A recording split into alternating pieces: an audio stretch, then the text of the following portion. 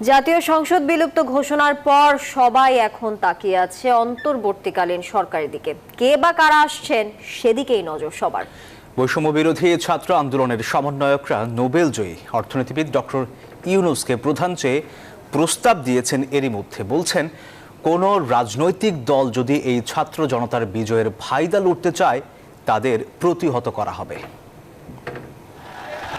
ছাত্র জনতার ঐতিহাসিক অভ্যুত্থানে নবসূর্যোদয়, বিশ্ব দেখল তরুণদের জয়। অতঃপর টানা ১.৫ দশক ক্ষমতার মসনদ আঁকড়ে ধরে রাখা শেখ হাসিনার পদত্যাগ ও পলায়ন। মঙ্গলবার দুপুরে সংবিধানের ৪৮-এর ৩ অনুচ্ছেদের আওতায় জাতীয় সংসদ বিলুপ্ত করেন রাষ্ট্রপতি।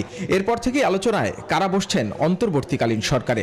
বৈষম্য বিরোধী ছাত্র আন্দোলনের প্রস্তাব দায়িত্ব নিক ডক্টর ইউনূস।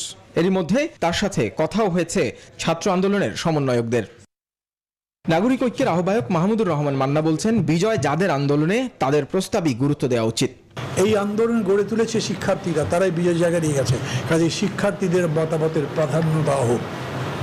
শিক্ষার্থীরা যদি তাদের অভিজ্ঞতার অভাবের কারণে, জ্ঞানের অভাবের কারণে কোনো বিষয়ে এরকম প্রস্তাবনা দেয় যেটা সরাসরি মনে হয় যেটা সম্ভব নয়, সেটা তাদেরকে বোঝানো হোক। একজন সমন্বয়ক বলছেন, কোনো রাজনৈতিক দল যদি এই ছাত্র জনতার বিজয়ের ফায়দা লুটতে চায় তাদের প্রতিহত করা হবে। এই গণতান্ত্রিক যে দলগুলো রয়েছে, যারা এত বছর ধরে গণতন্ত্রের জন্য রাজপথে থেকে সংগ্রাম আন্দোলন করেছে, তারা অবশ্যই স্বপ্ন বুনবেন।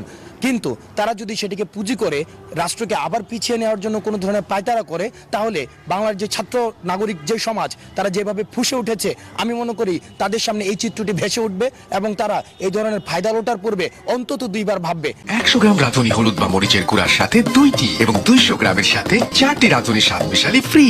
প্রস্তুতি চলছে জোরে সোরে। জানা গেছে বুধবার শপথ নিতে পারেন অন্তর্বর্তীকালীন সরকারের সদস্যরা। নাহিদ হোসেন, নিউজ 24, ঢাকা।